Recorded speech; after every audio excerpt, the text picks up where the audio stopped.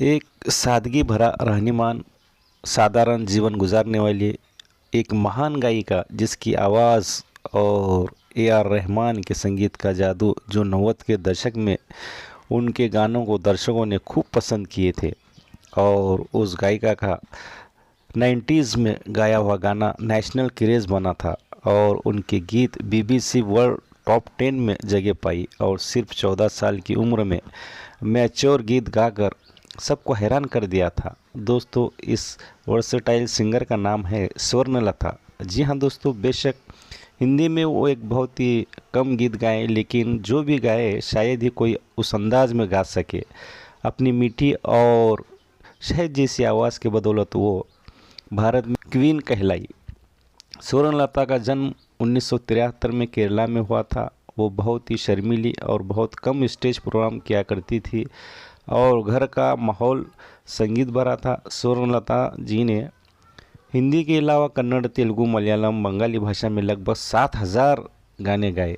वो जिस भी भाषा में गाना गाती थी उसके शब्द स्पष्ट और सटीक होते थे और सही उच्चारण उसका होता था। और अवार्ड की अगर बात करें तो बेशुमार अवार्ड से उन्हें नवाजा गया। हिंदी फिल्मों में बात कहें तो उनके गाने रोज़ा, बॉम्बे, रंगीला, हमसे है मुकाबला में यादगार गीत रहे। फिल्म मुग़ल आज़म को 2004 में रिलीज़ किया था कलर में और उस फिल्मों को तमिल में अनारकली के नाम से रिलीज़ किया गया था। और इसमें लता जी और शमशाद जी बेगम की आवाज़ को स्वर्णलता की आवाज़ में रिकॉर्ड किया गया और इस फिल्म के गानों की ऑडियो रिलीज़ की गई तो उस वक्त नौशाद साहब खुद तशरीफ़ लाए थे और उन्होंने कहा कि स्वर्णलता ने गानों के लिए सही इंसाफ किया है और लाजवाब उन्होंने गाना गाया है। ये नौशाद साहब ने उनकी तारीफ़ की थी। और साल 2000 आते आते स्वर्णलता सिंगिंग कैरियर धीमा हो गया और कहते हैं कि वो भी इस सिंगिंग में गहरी राजनीति के चलते उनके गानों को ऐसे सिंगर्स को दिया जाने लगा जो इनके सामने कहीं भी नहीं टिकती।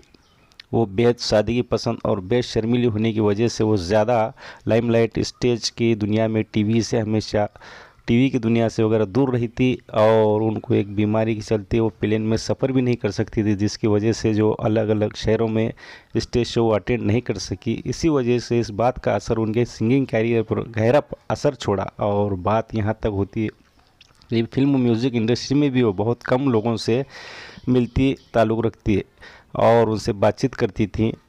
और इस महान गायिका स्वास्थ्य संबंधी समस्या जो उन्हें फेफड़े की बीमारी होने की वजह से सांस लेने में दिक्कत हुई थी, बहुत इलाज कराने के बाद भी ये बीमारी काबू में नहीं आई और आखिरकार 12 सितंबर 2010 को इस महान गायिका ने दुनिया को अलविदा कहा और हमसे दूर चली।